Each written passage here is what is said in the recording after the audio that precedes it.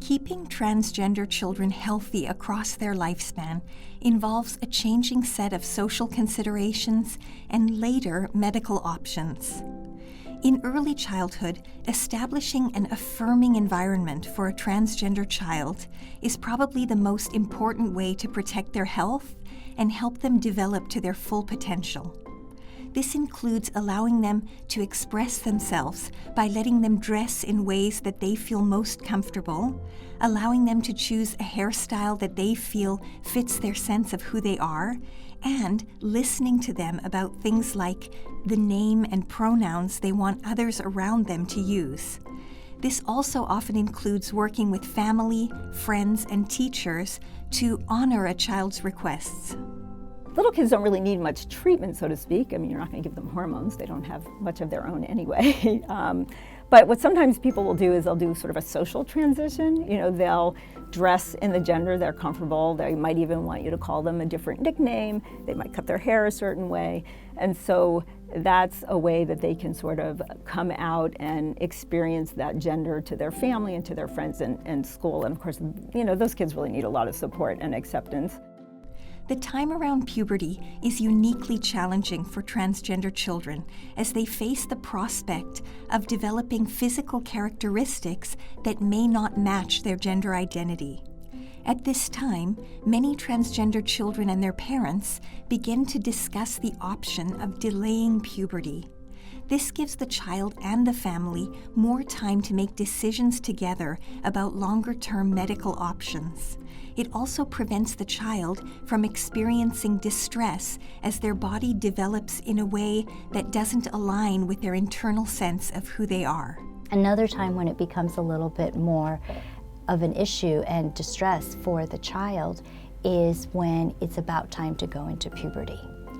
And especially if the child is identifying as a different gender than their assigned one at birth, the puberty they're going to go into is going to be different, not the one that they want, and that can be very traumatic.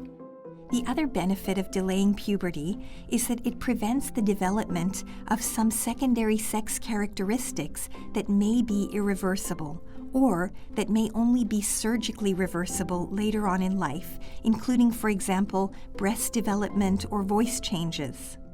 The onset of puberty is usually triggered by the beginning of fluctuations in a hormone called gonadotropin-releasing hormone, or GnRH. Pausing puberty is achieved by administering small amounts of that very same hormone. This levels out the fluctuations and temporarily interrupts the process of puberty by stabilizing the amount of GnRH in the adolescent's body. Puberty blockers are reversible.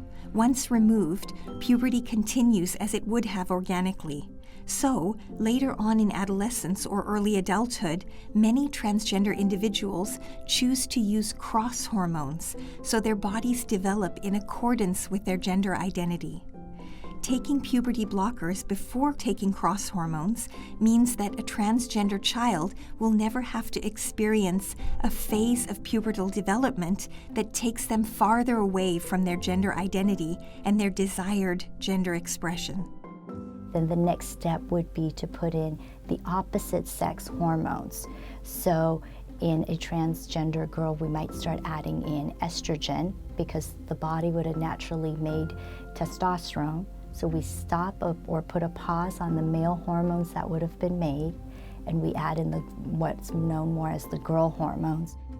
For transgender adolescents taking cross hormones, their physician and family will usually have an informed discussion about their fertility options moving forward. And then the other issue that really comes up that we have to check in with patients about is fertility. So a lot of the treatments may, as you imagine, reduce fertility, and so we might talk about banking sperm, for use later, or freezing eggs, and so that's a whole nother realm of complication that you want to make sure that you're doing the right thing. Again, you don't want to reduce somebody's fertility without some thoughtfulness around that. In adulthood, some transgender people may opt for surgical interventions that further align their body with their gender identity. Many physicians who practice in this field have called gender-affirming surgery a life-saving intervention for some transgender individuals. But physicians also remind us that some transgender people choose not to have any medical interventions, and that the treatment plan is as unique as each individual person. I do want to mention as an aside that there are some people that don't do hormones at all, and they consider themselves transgender. They just choose not to do hormone therapy. There are some side effects potentially, and they choose not to do that, and some people choose not to do surgery. Some people do hormones and surgery. Some people do surgery and not hormones. So just to give you an idea, it's not, again, it's not this progression that everybody follows. It's not this cookbook recipe. It's very, very individualized because everybody's different. We're all unique. And so is our therapy, and we take a lot of our lead from our patients.